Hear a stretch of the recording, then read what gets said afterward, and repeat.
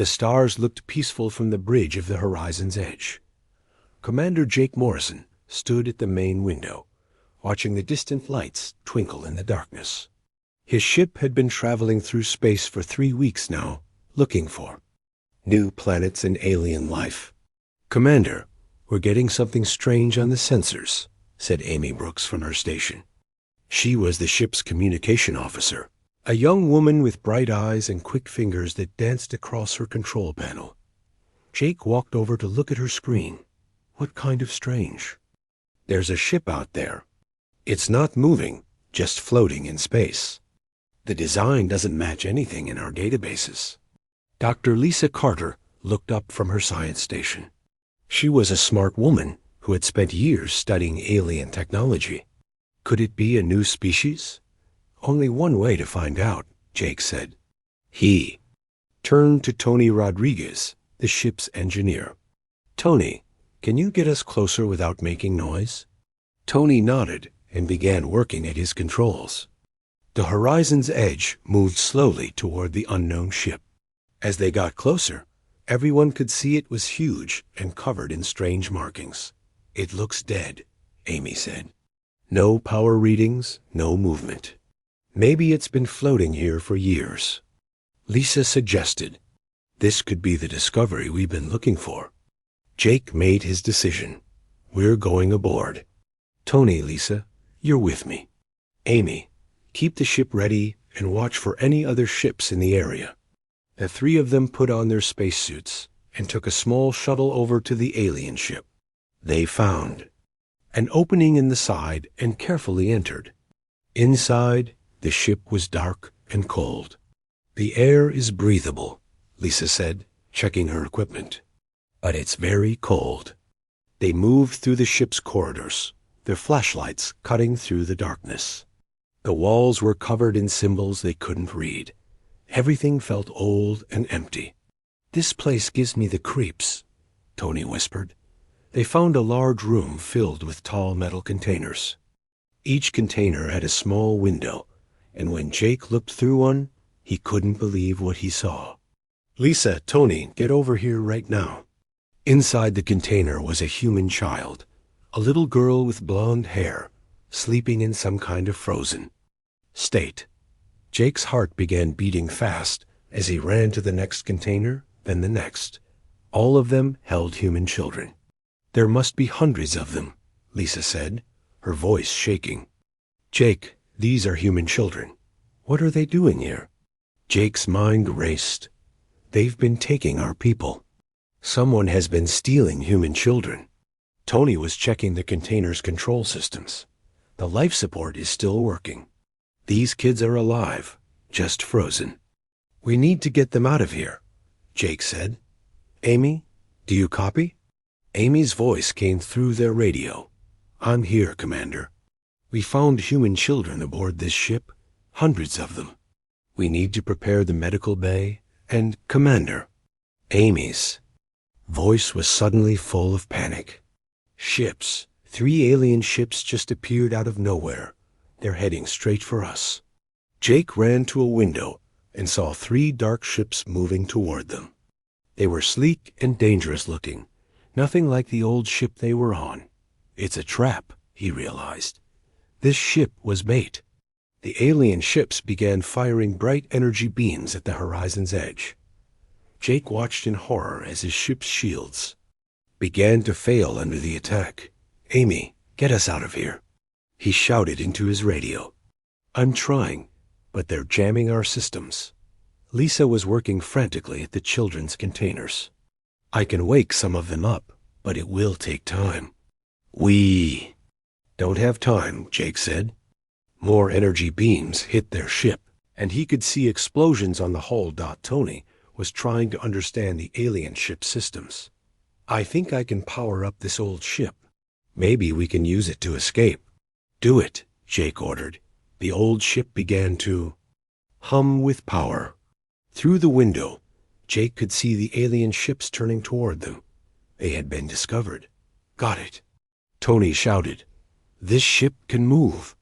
Jake grabbed his radio. "Amy, we're coming back in this alien ship.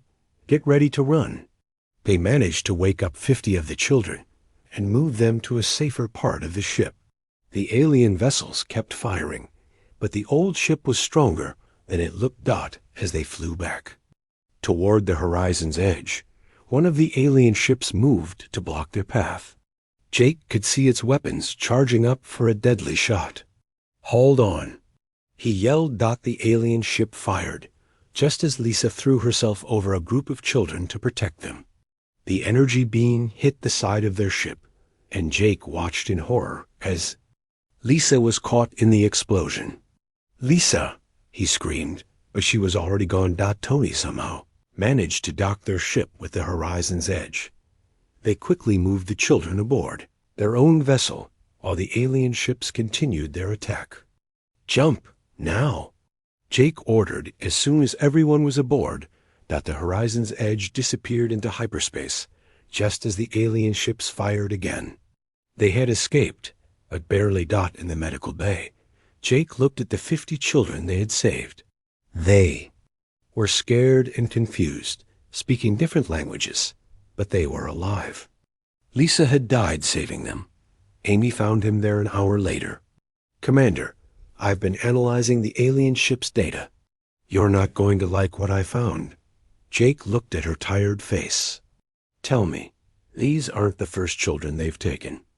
The records show they've been stealing humans for years, maybe decades." And Jake ... double quotes. She paused. "They don't think of us as people. To them, we're just animals."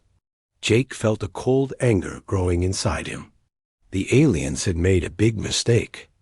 They had hurt his crew, stolen human children, and thought they could get away with it. "Set course for Earth," he said quietly. "It's time our people learned what's really happening out here." As the horizon's edge flew toward home, Jake stared. Out at the stars, they didn't look peaceful anymore. Now he knew that somewhere out there, aliens were hunting humans. But they had no idea what they had just awakened. The war was about to begin. The meeting room at Earth Defense Command was full of worried faces.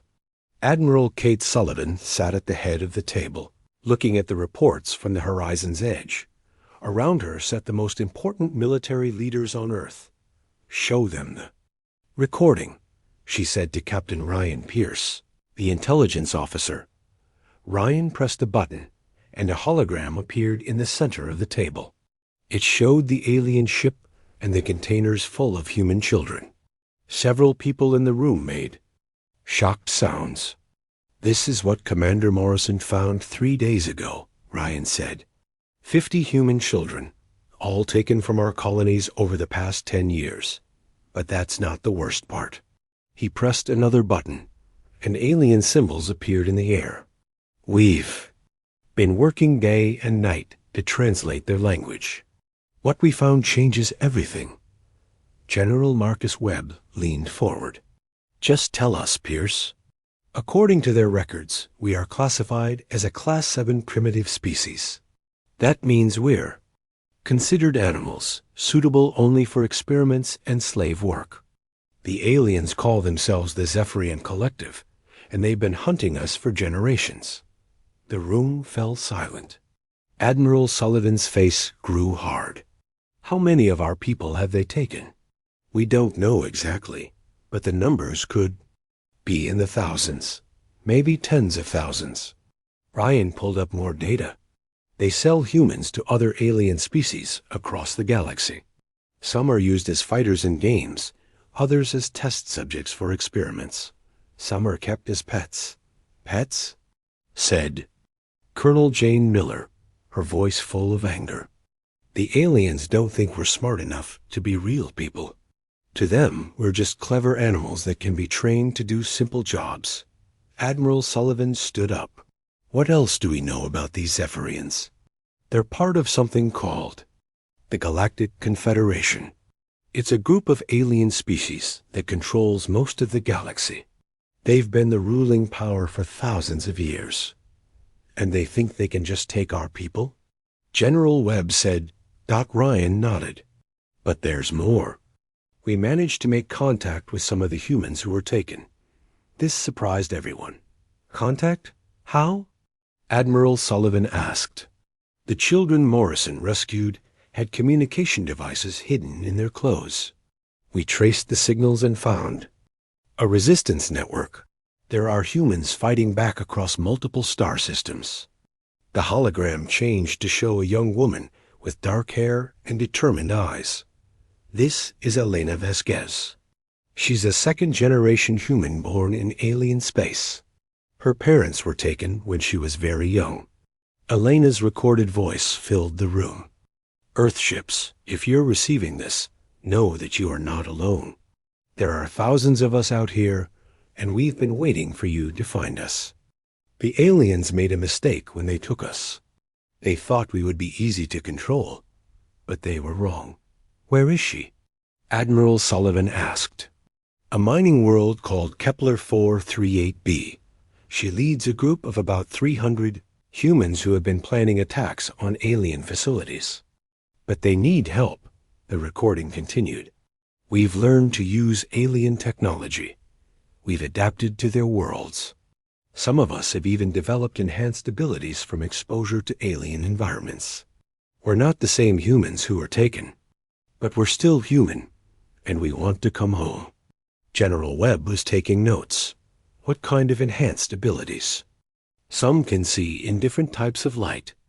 Others are stronger or faster than normal humans.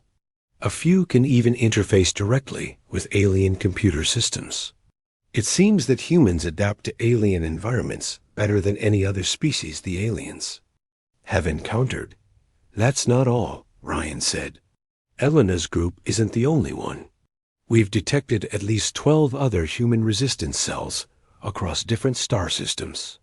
They've been communicating with each other and planning coordinated strikes. Admiral.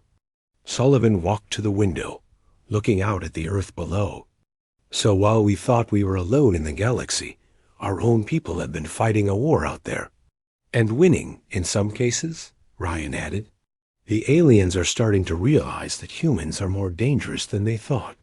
Good, said Colonel Miller. What do they want from us? Ryan played another message. This time it was from a man with scars on his face and muscles that showed he'd been fighting for years. This is Sam Tucker, former Earth Marine. I've been in alien space for 8 years, most of it fighting in their gladiator games. I'm sending this message to tell you that we're ready to fight back, but we need Earth's help.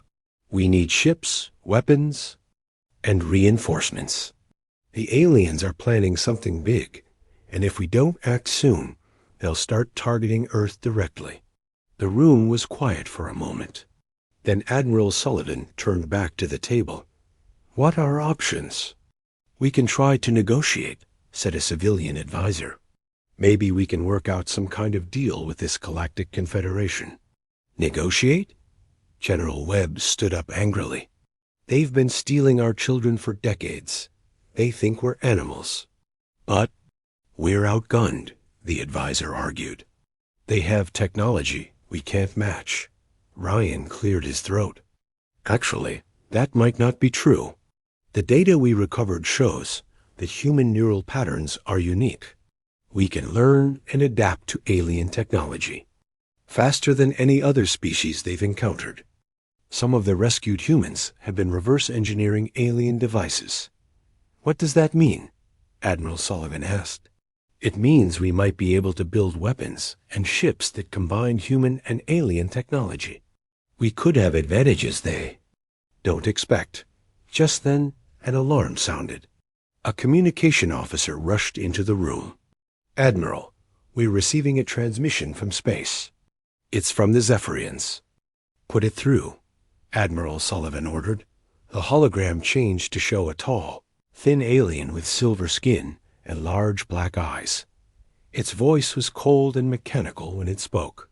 People of Earth, I am Commander Zek of the Zephyrian Collective. Your species has interfered with our operations and stolen our property. You will immediately cease all deep space activities and surrender your space fleet. If you comply, we will allow your planet to continue existing under our protection. The alien paused, then continued. If you refuse, we will begin destroying your colonies one by one. You have 72 hours to decide. This is your only warning." The transmission ended, leaving the room in stunned silence. Admiral Sullivan looked around the table at her officers. "Well, that makes our decision easier. We're not surrendering to anyone." "But Admiral," the civilian advisor protested, "they could destroy us." "Maybe," she said, "but they made one big mistake. They told us about our people out there fighting back. They thought they could scare us into giving up, but instead they just showed us that humans don't quit." General Webb smiled grimly. "So, what are your orders, Admiral? We're going to war. Contact Commander Morrison and tell him to get ready. We're going to rescue our people and show these aliens what happens when they mess with humanity." As the meeting ended and officers rushed to their duties, Admiral Sullivan stayed behind with Ryan. "Do you really think we can win this?" Ryan looked at the data on his screen, showing the locations of human resistance fighters across the galaxy. "Admiral, they've been underestimating us for generations. They think we're just smart animals. But humans have something they don't." "Understand? What's that?" "When you back us into a corner, when you threaten our families, when you make us truly angry, we don't just fight back. We fight to win, no matter what it costs." Admiral Sullivan nodded. "Then let's show them what angry humans can do." The countdown had begun. In 72 hours, the galaxy would learn that humanity was no longer hiding. Among the stars, the war for human freedom was about to begin. The emergency meeting at the White House was unlike any in human history. President Daniel Hayes sat at his desk, surrounded by his top advisors, military leaders, and scientists. The alien ultimatum had arrived 6 hours ago, and the world was holding its breath. "They want us to surrender our entire space program," President Hayes said, reading the message again. "No more exploration, no more colonies, no more freedom to travel among the stars." "Mr. President," said Admiral Sullivan through the video link, "we can't give in to their demands. Our people are already out there fighting back. If we surrender, now we abandon them forever." General Webb stepped forward. "Sir, we've been analyzing the alien technology from the ship Commander Morrison captured. Our scientists think we can build weapons that match theirs, maybe even better ones. How long would that take?" the President asked. "At least 6 months, maybe a year," Webb replied. "We don't have that kind of time. They gave us 72 hours, and we're down to 66. Dr. Rachel Kim, Earth's top scientist for alien studies, had been quiet until now. "Mr. President, I think we're looking at this wrong. We're not as helpless as we think." Everyone turned to look at her. She was a small woman with sharp eyes and a mind that worked faster than most computers. "Explain," the President said. "The alien technology we captured isn't just advanced. It's designed to work with different types of brains. When I tested it with human volunteers, something amazing happened. Humans can learn to use alien technology in ways the aliens never intended." She pulled up a holographic display showing brain scans. "Human neural patterns are incredibly flexible. We can adapt and improvise in ways that other species can't. The aliens built their technology to be efficient, but we can make it creative." "What does that mean in practical terms?" Admiral Sullivan asked. "It means that the humans fighting in alien space aren't just using stolen weapons. They're improving them, combining different technologies, creating new solutions. We're not just adapting to alien technology, we're making it better." General Webb looked interested. "Can we do the same thing here on Earth?" "We already are," Dr. Kim said. "The team working on the captured ship has made 3 major breakthroughs in the past 2 days. We figured out how to make their shields stronger, their weapons more accurate, and their engines faster." President Hayes felt a spark of hope. "Show me." Dr. Kim led them to a secure lab where a team of engineers was working on pieces of alien technology. "This is the power core from their ship," she said, pointing to a glowing crystal. "It was running at about 60% efficiency when we found it. Now watch." A young engineer named Pete Wilson connected some human-made wires to the crystal. It immediately began glowing brighter. "We've increased its output by 40%, Dr. Kim explained. "The aliens never thought to try that configuration." "How? Is that possible?" Admiral Sullivan asked. "Because they think in straight lines," Pete said. "Their technology is very advanced, but it's also very rigid. They do things the same way their ancestors did. Humans, on the other hand, are natural tinkers. We see something and immediately wonder how to make it better." Dr. Kim showed them more examples. Human engineers had made alien weapons that could fire different types of energy. They had improved alien sensors to detect things the original builders never imagined. They had even figured out how to make alien ship hulls stronger using Earth materials. "This is incredible," President Hayes said. "But can we build enough of these improvements to matter in a war?" "That's the beautiful part," Dr. Kim replied. "We don't need to build everything from scratch." According to the messages from Elena Vasquez and the other resistance fighters, there are abandoned alien facilities all across the galaxy. If we can capture them, we can turn their own infrastructure against them. Just then, an aide rushed into the room. "Mr. President, we're receiving another transmission from the resistance fighters." The hologram showed Elena Vasquez, but this time she looked excited instead of desperate. "Earth Command, we just received word that you found some of our people. We're ready to coordinate our attacks with whatever you're planning." "Elena," Admiral Sullivan said, "what's your current situation?" "We've been preparing for this day for years. We have weapons caches hidden on 12 different worlds. We've infiltrated alien communication networks. We've even turned some of their own security systems against them. But most importantly, we've been recruiting." "Recruiting who?" "Other alien species. Not all of them agree with the Zephyrian Collective. Some of them have been enslaved just like us. When they saw humans fighting back, they started to hope that maybe they could be free too." This was news to everyone on Earth. "Are you saying we have alien allies?" President Hayes asked. "Small groups, mostly. But they're spread across the galaxy, and they know things we don't. They've been teaching us about Zephyrian weaknesses, about how their government works, about where their most important facilities are located."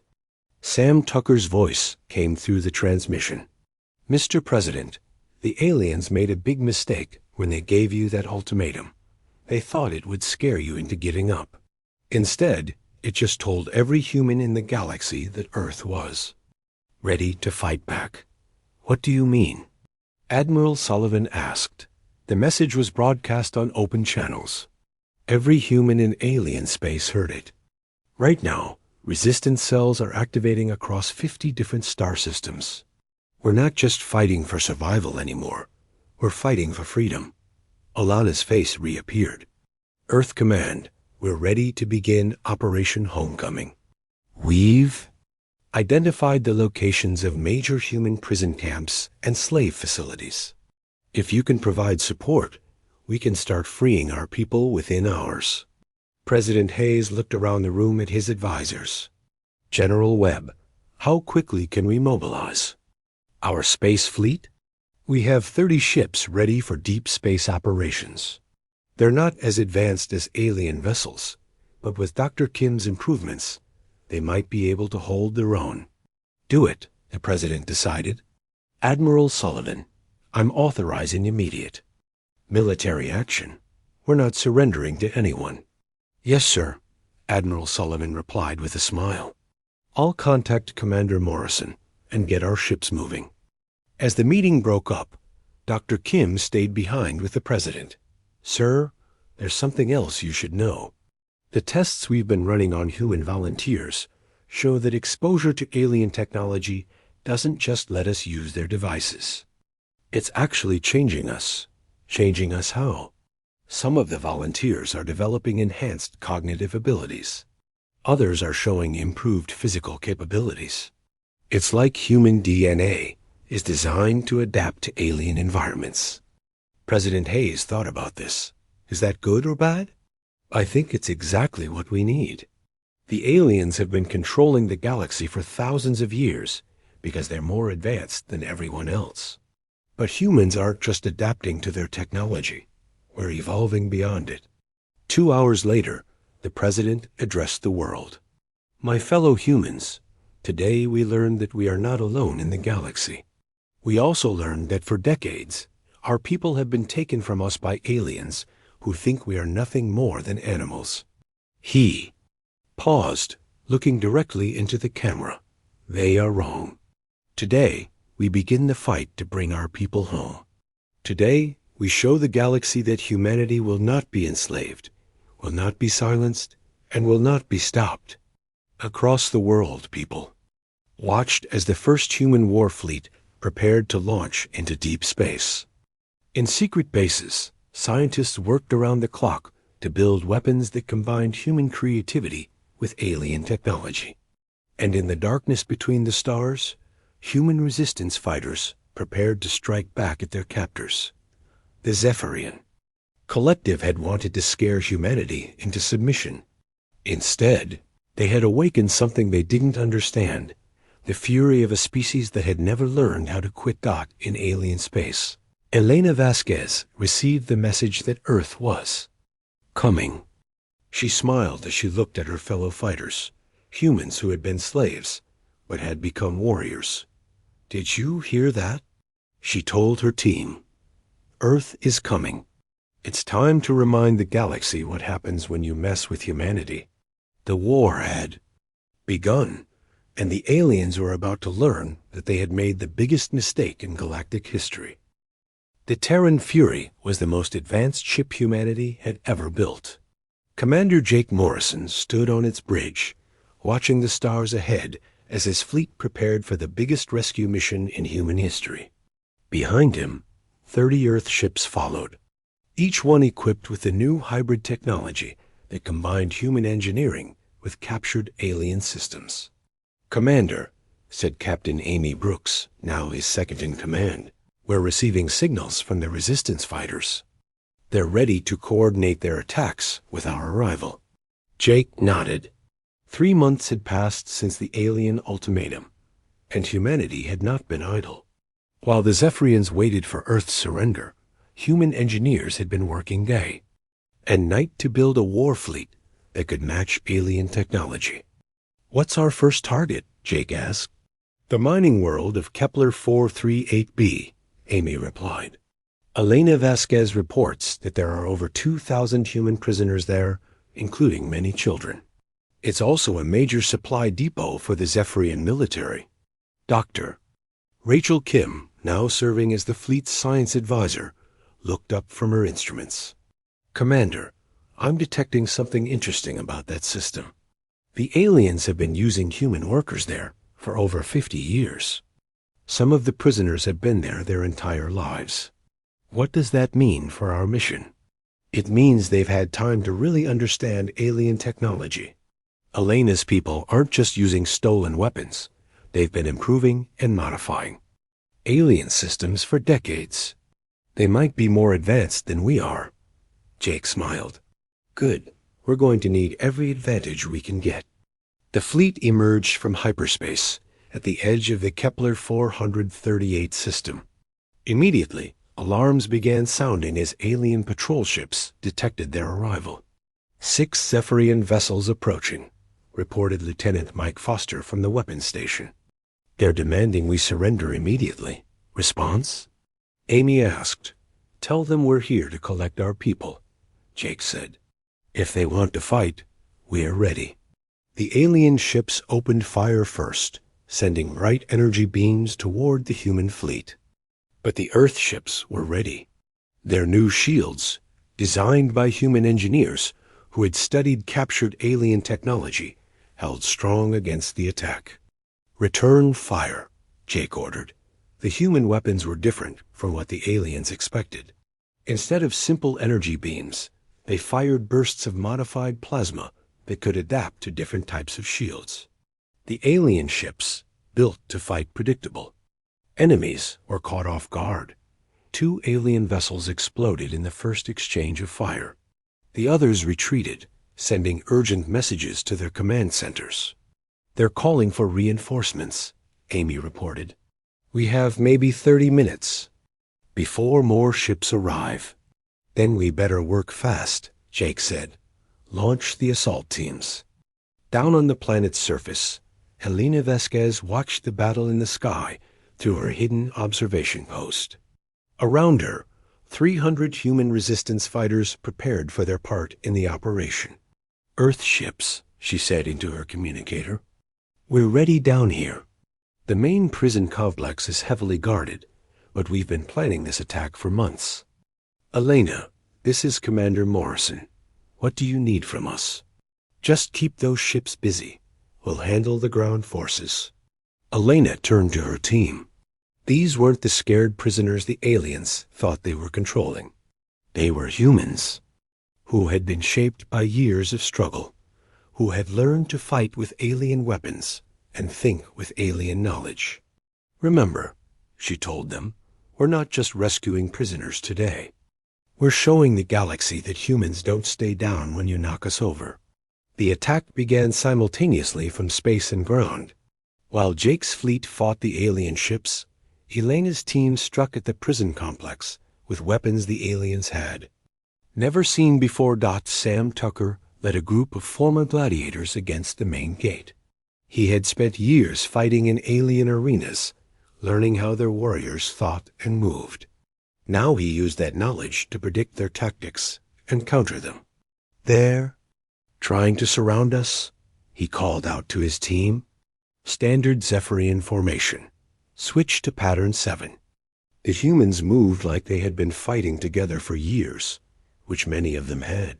They used alien weapons, but they fought with human creativity and adaptability. The alien guards, trained to fight predictable battles, couldn't keep up. Meanwhile, in space, the battle was not going as the aliens expected. The human ships were smaller and supposedly less advanced, but they were fighting with tactics no alien military had ever encountered. "Amy, bring us around behind that cruiser," Jake ordered. "Dr. Kim, can you boost power to the forward weapons?" "Already on it," Dr. Kim replied. "I've rerouted power from the shields to the guns. We'll be vulnerable for 30 seconds, but our firepower will triple." "Do it." The Terran Fury suddenly accelerated toward the alien cruiser, its weapons charging. With more power than should have been possible, the alien ship tried to turn to face them, but human ships were more maneuverable than Zephyrian vessels. The blast from the Terran Fury's weapons cut through the cruiser's shields like they weren't. There, the alien ship exploded in a brilliant flash of light. "That's impossible," came a transmission from the remaining alien ships. "Your weapons shouldn't be able to penetrate our shields." "Maybe you don't know us as well as you think," Jake replied. On the planet, Alana's team had reached the prison complex. The sight that greeted them was heartbreaking and enraging at the same time. Thousands of humans were kept in small cells, many of them children who had been taken from their families years ago. "Get them out," Elena ordered. "All of them. We're not leaving anyone behind." As the prison doors opened, something amazing happened. The freed humans didn't run or panic. Instead, they organized themselves quickly and efficiently. Many of them had skills and knowledge that the resistance fighters needed. "I'm Dr. Linda Gray," said an older woman who had been prisoner for 15 years. "I was taken while doing research on alien biology. I've learned things about the Zephyrians that might help you." "What kind of things?" Elena asked. "They're not as strong as they pretend to be. Their technology is advanced, but it's also very old. They haven't innovated in centuries. They just used the same weapons and tactics their ancestors used. That explains why they can't adapt to our fighting style, Sam Tucker said, joining the conversation. We keep changing our tactics, but they keep responding the same way. The rescue operation was succeeding, but Elena knew the real test was coming. Zephyrian reinforcements were arriving, and this time they would be ready for human tactics. Elena, came Jake's voice over the communicator. We've got 20 more alien ships incoming. Can you get everyone off the planet? Working on it, she replied. But Jake, we found something down here. The aliens have been using this place for more than just mining. They've been experimenting on humans, trying to understand how we adapt to their technology. What did they learn? That's the thing. They still don't understand. They think our adaptability is a weakness, something that makes us unpredictable and unreliable. They don't realize it's actually our greatest strength. Captain Amy Brooks, monitoring the battle from the Terran Fury, suddenly understood something important. Commander, I think I know why we're winning these battles. Explain. The aliens have been fighting the same way for thousands of years. They have better technology, but they use it in predictable patterns. We're not just adapting to their technology. We're adapting faster than they can respond. Jake nodded. It's like Dr. Kim said. We're not just using their weapons, we're making them better. The evacuation ships began launching from the planet's surface, carrying freed humans back to the waiting fleet. But Elena wasn't finished with her mission. Sam, take half the team and escort the evacuees to the ships. The rest of us have one more job to do. What's that? We're going to destroy this place. Every prison, every experimental facility, every piece of equipment they used to hurt our people. When we're done, the Zephyrians will know that humans don't just escape. We fight back. As the alien reinforcements arrived, they found something they hadn't expected. The human ships weren't retreating. Instead, they were fighting harder than ever, protecting the evacuation ships with desperate courage. But it wasn't desperation. That drove them. It was purpose. For the first time in decades, humans were fighting back as a united species. They had found their people, and they were bringing them home. The battle for Kepler 438b was just the beginning. Across the galaxy, other human resistance cells were launching their own attacks, coordinated with Earth's fleet. The Zephyrian collective was about to learn that they had awakened something they couldn't control. Humanity was no longer hiding. Among the stars, they were fighting back, and they were winning as the last evacuation ship left the planet's surface. Elena looked back at the burning remains of the prison complex. This is for everyone who didn't make it, she whispered. We're coming home. The war was far from over, but humanity had taken its first major victory. The galaxy would never be the same. The Zephyrian home system had never been attacked in over 3,000 years. Now, as Admiral Kate Sullivan's massive fleet emerged from hyperspace, alarms screamed across dozens of worlds that had known only peace and dominance. Fleet status. Report. Admiral Sullivan ordered from the bridge of her flagship, the Earth's Vengeance. 87 ships ready for battle, reported Captain Ryan Pierce, including 15 vessels crewed entirely by rescued humans who know alien technology. Inside and out. 6 months had passed since the first rescue mission. In that time, humanity had launched 17 successful operations, freeing over 50,000 humans from alien captivity. But more importantly, they had learned the truth about the Zephyrian collective. Admiral, said Elena Vasquez, now serving. As a special advisor to the fleet, our intelligence indicates that the Zephyrians are desperate.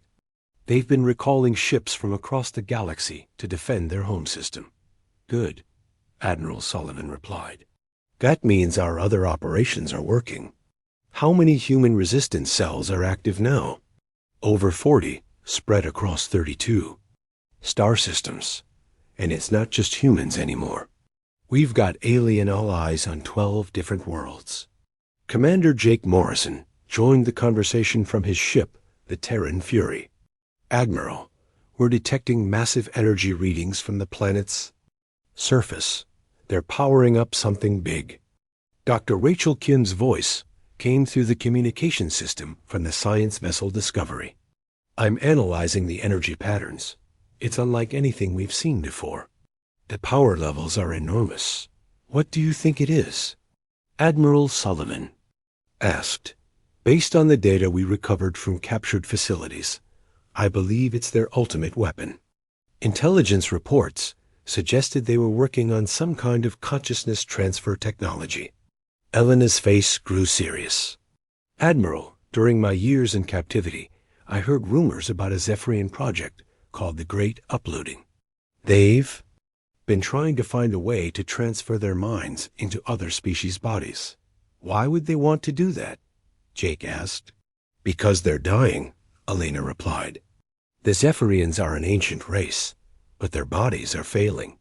They've been looking for a new host species for generations. That's why they've been taking humans. We were supposed to be their next bodies. Admiral Sullivan felt a chill run down her spine. They want to take over human bodies? It gets worse, Dr. Kim said.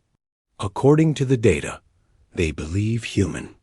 Neural patterns are perfect for consciousness transfer. Our adaptability, which they thought was a weakness, actually makes us ideal hosts. Not if we stop them first, said Sam Tucker from his assault ship. Admiral, my teams are ready to hit the surface installations. Whatever they're building down there, we can destroy it. Wait, Dr. Kim interrupted.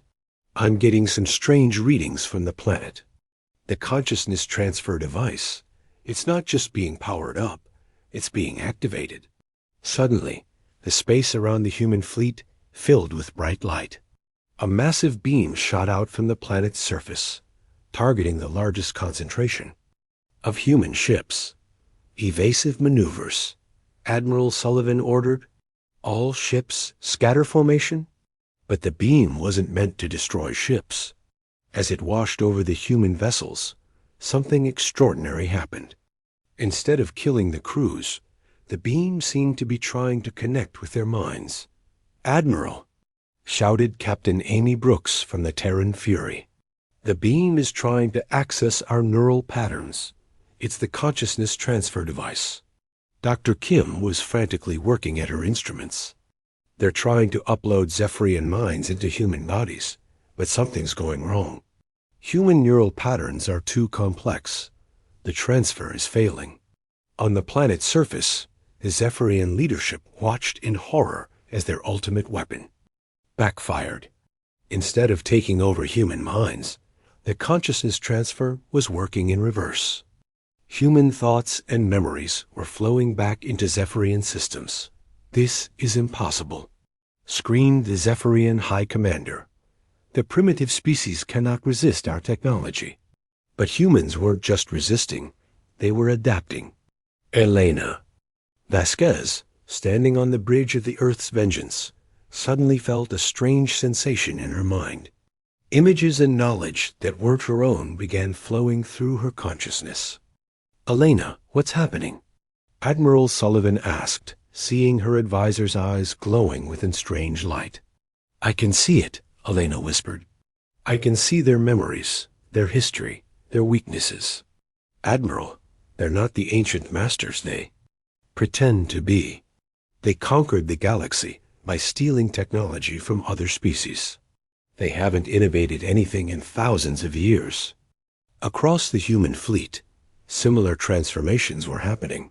Humans who had been exposed to the consciousness transfer beam were gaining access to centuries of Zephyrian knowledge, but their human minds remained intact and in control.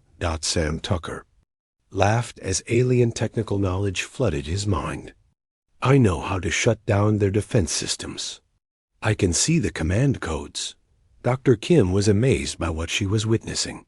The consciousness transfer is giving us access to their entire technological database, but our neural patterns are too flexible for them to control.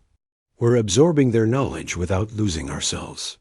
Then let's use it, Admiral Sullivan decided. All ships with affected crew members, share what you're learning. Let's turn their own weapon against them. The battle that followed was unlike anything the galaxy had ever seen. Human ships, now guided by crews with access to alien knowledge, began outmaneuvering and outfighting Zephyrian vessels that had seemed invincible just hours before. Their shield generators are located here, Elena said, pointing to a tactical display.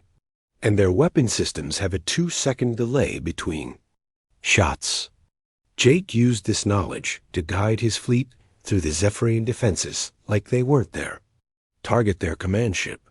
If we can capture their leaders, we can end this war. The assault on the Zephyrian command vessel was led by Amy Brooks and a team of Marines who now understood alien technology better than its creators. They moved through the ship's corridors with perfect knowledge of its layout, disabling security systems and capturing surprised alien soldiers. Bridge secured, Amy reported. Admiral, you need to see this. The Zephyrian High Commander was an ancient creature, kept alive by machines and technology stolen from dozens of conquered species. When he looked at the humans who had captured him, his eyes showed not anger, but fear. How is this possible? He whispered, "You are primitives. You should have been easy to control." "That was your mistake," Amy replied. "You thought being adaptable made us weak. But adaptability is what makes us human." Admiral Sullivan's voice came through the communicator. "Commander Brooks, what's the status of their consciousness transfer device?" "Destroyed, Admiral." "But the effects are permanent.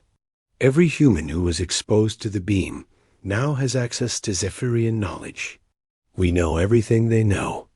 Across the Zephyrian home system, alien forces were surrendering as human ships, guided by their enhanced crews, systematically dismantled the Empire's defenses. The other species of the Galactic Confederation, who had remained silent during humanity's enslavement, suddenly found themselves facing a choice. "This is Ambassador Keth of the Altarian Republic," came a transmission to the human fleet. "We wish to negotiate terms for our surrender and cooperation with human forces." "Ambassador," Admiral Sullivan replied, "humanity isn't interested in building an empire.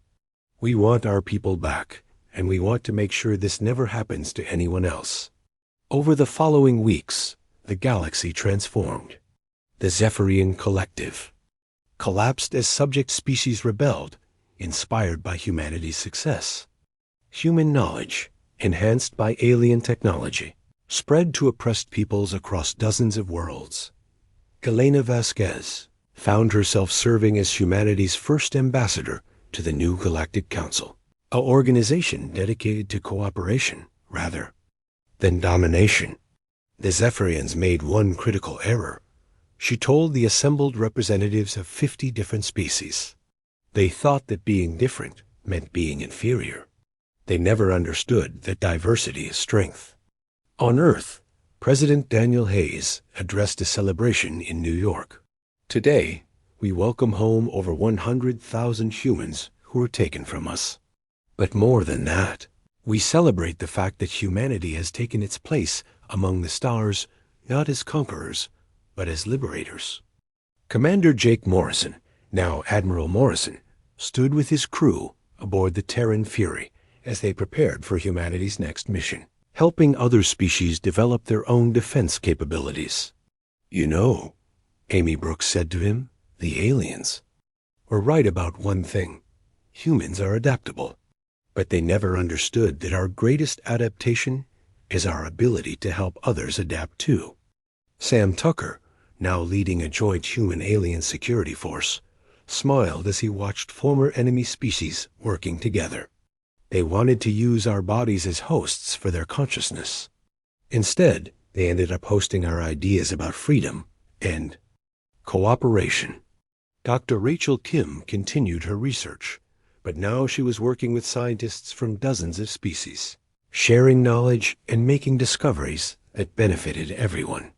The consciousness transfer didn't just give us access to alien technology, she explained to her diverse research team. It proved that consciousness itself adapts and grows when it's free to do so. As the celebration continued on Earth and across the galaxy, Helena stood on the Awoke,